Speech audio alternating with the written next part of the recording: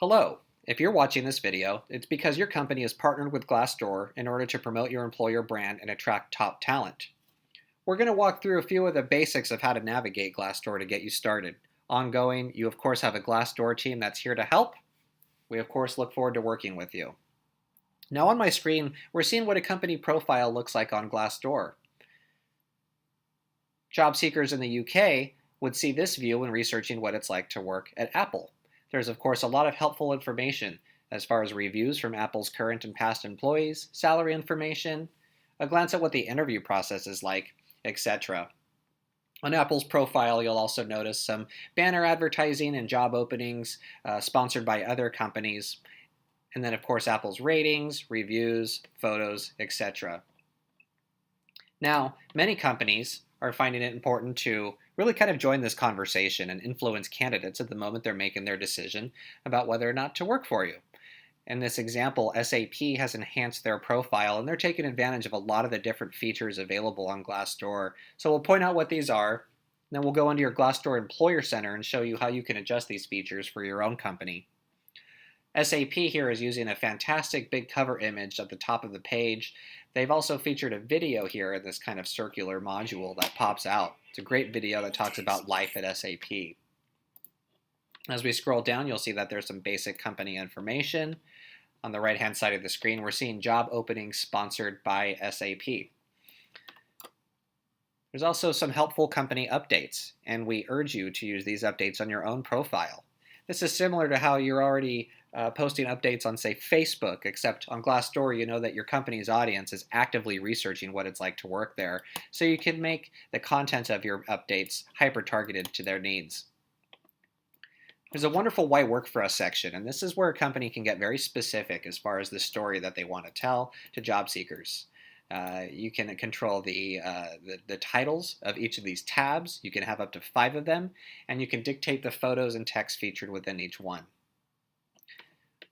I'm going to go back over to the right-hand side again. You'll notice that there's a variety of different social badges that you can use to link candidates to your other social sites.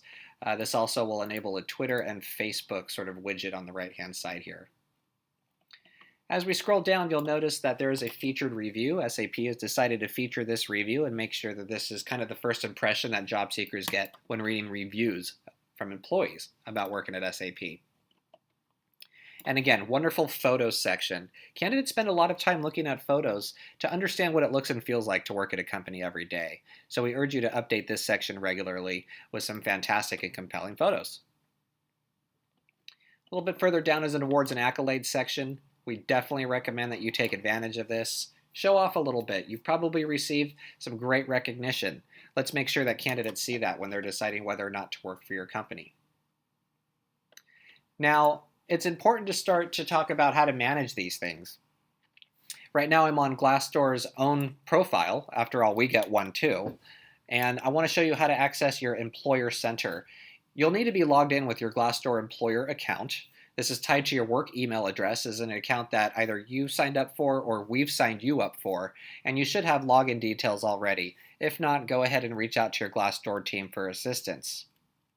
Assuming you are logged in with your employer account, you'll see a lot of prompts to go to your Employer Center when you're on your own company's profile on Glassdoor. Again, for the sake of today's conversation, we're just going to look inside Glassdoor's own Employer Center. To begin, I want to point your attention to the top here. There's a lot of helpful resources.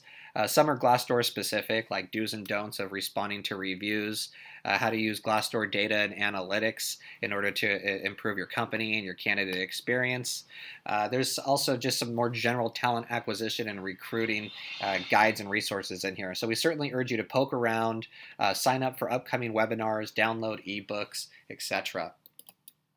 Now on the left-hand side, this is probably where you're going to spend the most amount of time in your Glassdoor Employer Center. This employer branding section is of course where we can manage our employer brand and adjust those features that we went through on the public site. Let's kind of play this out a little bit. This logo and cover image section is one where we can just click and easily see that big cover image that sits at the top of Glassdoor's own enhanced profile today in our UK audience. On our UK site. Now let's say hypothetically that we wanted to swap this image out. There's some rough specs here and guidelines and a simple button just to upload a new image from my computer and drop it right into our profile. Now there's something very important for you to note, which is this switch profiles feature. When I click on this, this actually shows several different sites where Glassdoor has an enhanced profile. And if we want to manage one from the next, we need to view them distinctly. So for instance, I'm now pivoting and viewing Glassdoor's profile in Ireland on glassdoor.ie. So any changes that I make here will be featured to our Ireland audience specifically. So you'll just want to be kind of cognizant of exactly which of your company's localized Glassdoor profiles you're managing. Okay, let's keep going. This Why Work For Us section is one of the most important pieces of your enhanced profile. Again, this is where you can really get specific as far as the story that you want to tell, and you can make sure to really sway candidates at a very crucial moment while they're researching your company. Now, there's a couple different ways to manage this. For one, you can select these sort of templates, if you will, that'll give you the instruction you need to upload a photo and add some text for each tab. By tab, I mean that at the top, you can have up to 5 different topics that you're covering, and you can adjust these. So by default, we've got 3 different tabs here that say at a glance, sales, and values. Well, maybe we don't want to talk about values. Maybe we want to talk about diversity instead. You can simply click on that sort of pencil icon and go ahead and adjust the title of that tab.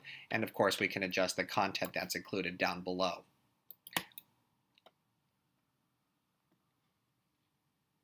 The social media and video section is where you will link to other social badges. It's also where you will feature any videos of what it's like to work for your company. As we saw with SAP, they had that great video toward the top of their profile with that kind of play button that showed up. That would sit right here, and you'd simply drop in your company's YouTube URL where your video lives. There's a variety of ways, frankly, that you could feature videos in your Glassdoor page. There's a right-hand column and a left-hand column a little bit further down on the profile where you could prominently feature employee videos. So go ahead and play around with this a little bit, and again, you've got your Glassdoor team to help.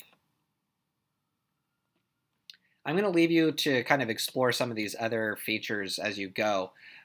Let's move on for the sake of time. I want to talk about review management for a quick moment, and we're going to go into employee reviews. More and more employers are opting to start responding to reviews on Glassdoor and kind of joining that conversation. This makes sure that candidates and employees alike know that the company is receptive to feedback and always willing to grow, learn, and improve. This is where you would manage that. This is also where you would dictate which review to feature on Glassdoor. As we saw with SAP, you can choose one review in particular to sort of push out prominently when candidates are researching you. To feature a review or to respond to a review, simply go to the bottom, click feature this review if that's the one that you'd like to feature. If you'd like to respond and there's no response yet, you'll see kind of an open free form box to enter that in and simply click Add Comment. Okay. Analytics is a whole separate topic, and it's something that will warrant a video unto its own. But take a look just for a few minutes when you get a chance and start to look at your company's profile activity and understand what kind of traffic you're getting from month to month on Glassdoor. You can even benchmark that against some of your talent competitors. You can see how your ratings on Glassdoor are trending over time, kind of which areas you're going up or down in, a lot of competitor intelligence too. So we urge you to dig in here, start to look at some reporting and export that information. Lastly, you might consider going into your account settings. For instance, email preferences is a section where you can dictate how often you get alerts from Glassdoor. So for instance, if you want to know every time a new review hits your company's Glassdoor profile from one of your employees, you can certainly dictate that here within these drop downs. Conversely, if you don't want to get an email every day, maybe just once per week, you can certainly flex to that as well and click Save. Very simple. So again, we're just going to keep this very simple and high level today. If you have any questions, I invite you to reach out to your Glassdoor account manager, customer success manager, customer enablement manager, etc. And we thank you very much for joining us.